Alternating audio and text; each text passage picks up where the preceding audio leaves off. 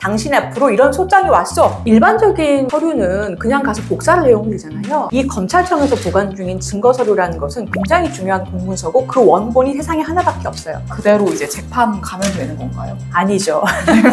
이 과정을 알아야 내 변호사가 성실하게 하고 있는지 코치를 할 수 있단 말이에요. 안녕하세요. 든든한 당신의 편이 되는 더 든든 법률사무소 유튜브입니다. 저는 조수진 변호사고요. 안녕하세요. 추은혜 변호사입니다. 오늘은 법원에서 공소장 받았을 때 부분을 한번 다뤄볼 거죠? 네, 맞습니다. 얼마 전에 제 지인이 공소장을 받았다, 법원에서. 이게 뭐냐 이렇게 물어보던데, 공소장이 뭔지, 그리고 법원에서 공소장을 받았을 때 어떻게 해야 되는지 변호사님이 설명해 주시면 도움이 될 것 같습니다. 아, 예. 정말 놀라셨겠어요. 우선 법원 이렇게 해가지고 문서를 받으면 너무너무 놀라죠. 검찰 수사를 이미 받으신 상태일 거라서 검찰에서 기소가 됐다라는 연락은 이미 문자로 받으셨을 거예요. 그럼 내 기록이 모두 법원으로 갔겠죠?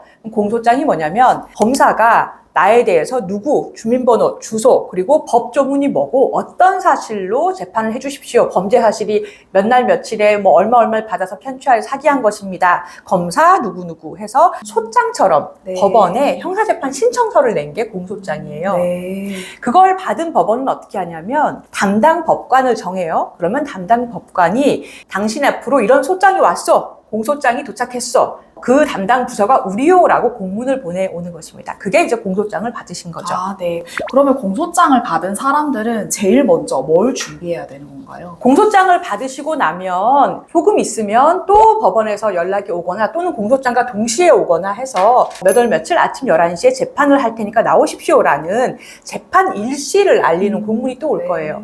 그런데 그날 바로 가셔가지고는 재판받을 준비가 전혀 안 돼 있잖아요.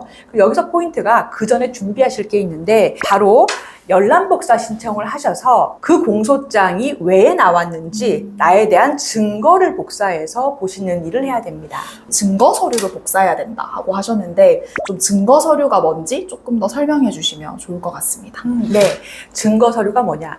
지금 아까 소장처럼 검사가 공소장 냈다고 말씀드렸잖아요. 법원도 지금 공소장만 가지고 있고 저도 공소장만 가지고 있는 상태인데, 사실 검찰청에는 내가 만약에 고소당했을 때 그동안 경찰 가서 조사받으시면서 피의자 신문조서라는 거 쓰셨을 거예요. 거기 뭐 지장도 찍고 확인도 하시고 오셨을 거고, 나 말고 고소인도 그런 고소인 조서라는 것을 조사받으면서 작성했을 거잖아요. 참고인이나 목격자가 있다면 참고인 진술조서도 있을 거고, 경찰이 현장에 나가서 CCTV를 체증해 온다든가 아니면 현장 상황에 대해서 수사보고서를 썼다든가, 또 내가 전과가 있는지 없는지, 나의 금융기록, 이메일 기록 같은 것들을 검사가 내 유죄를 증명하기 위해서 그동안 수사 과정에서 모은 서류가 있을 거 아니에요. 네네. 그게 증거 목록이라는 것인데 증거 기록이라고 부르죠. 증거 기록이 형성이 돼 있을 것이고, 그래서 검찰청에 재판 전에 이 증거 기록을 내가 복사해서 보겠다라는 신청을 하는 것을 열람등사 신청이라고 하거든요. 네. 그래서 그 열람등사 신청을 검찰청 민원실을 통해서 하시고 등사해서 보시는 과정을 꼭 미리 재판 전에 거치셔야 됩니다. 조금 더 열람등사 절차에 대해서 좀 더 상세히 말씀해 주실 수 있는가요? 네. 일반적인 서류는 그냥 가서 복사를 내용을 되잖아요. 그런데 이 검찰청에서 보관 중인 증거 서류라는 것은 굉장히 중요한 공문서고 그 원본이 세상에 하나밖에 없어요. 그래서 간다고 막 복사해 올 수 있는 게 아니고 미리 검찰 민원실에 가셔서 신청서를 내셔야 됩니다.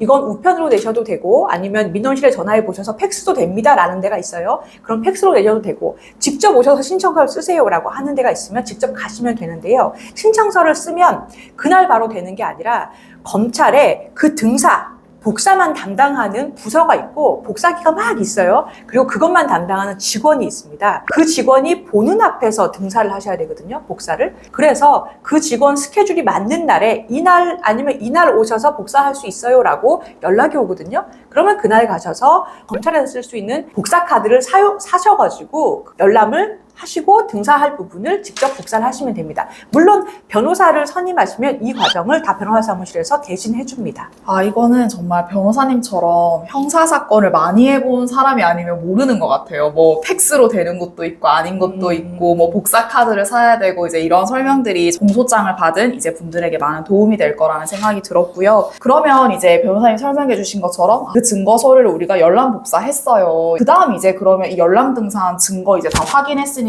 그대로 이제 재판 가면 되는 건가요? 아니죠. 저희가 이제 시험 범위가 두 가지가 다 정해진 거예요. 공소장, 나를 무슨 죄로 어떤 범죄 사실로 검사가 기소했는가. 두 번째, 검사는 어떤 기록을 가지고 그 공소장을 작성했는가에 대한 증거 기록. 두 가지가 다 내 손에 들어왔으면 정말 이제 시험 범위는 다 나온 겁니다. 그러면 이거를 검토를 하나하나 하셔가지고 이 증거에 대해서 법원에 증거 의견이라는 걸 내셔야 되거든요. 근데 여기서부터가 약간 복잡합니다. 그리고 이게 너무너무 중요해요. 그래서 이 부분은 별도 컨텐츠로 다시 한번 자세하게 설명을 또 네. 드릴게요. 오늘은 이제 증거 서류가 중요하다. 그리고 이러한 증거 기록을 복사해오는 것도 중요하고 그 절차가 정말 이게 실무로 해보지 않았으면 절대 알 수 없는 이제 열람 등사 절차에 대해서 안내를 들은 것 같고요. 제가 방금 들으면서 느낀 게 있다면 사실 민사나 가사소송 같은 경우는 당사자들이 소송을 진행하다가 중간에 변호사를 선임하는 경우도 많거든요. 그런데 형사재판 같은 경우는 증거 기록을 복사하고 사실 열람 등사하고 이렇게 아무리 설명을 들어도 좀 당사자들은 어려울 것 같다는 생각이 좀 들었고요. 그래서 이런 조력을 이제 변호사를 통해서 받는 것이 중요하다. 그리고 이후에 우리가 다음 시간에 설명해줄 뭐 증거를 인부하고 이러한 절차들도 처음 설정한 게 형사재판의 방향성이 될 것 같다는 생각이 좀 들어서 다음 편도 무척 기대가 됩니다. 그리고 변호사가 있더라도 이 과정을 알아야 면장을 한다고 했잖아요. 네. 이 과정을 알아야 내 변호사가 성실하게 하고 있는지 코치를 할 수 있단 말이에요. 그래서 이 과정은 꼭 알고 계시는 것이 좋습니다. 자, 오늘 여기까지 하겠고요. 오늘도 시청해 주셔서 감사합니다. 전문 노하우로 속 시원하고 정확하게 법률 문제를 풀어드리는 더든든 법률사무소 유튜브. 오늘 준비한 내용은 여기까지입니다. 저는 조수진 변호사였고요. 네, 추은혜 변호사였습니다. 감사합니다. 감사합니다.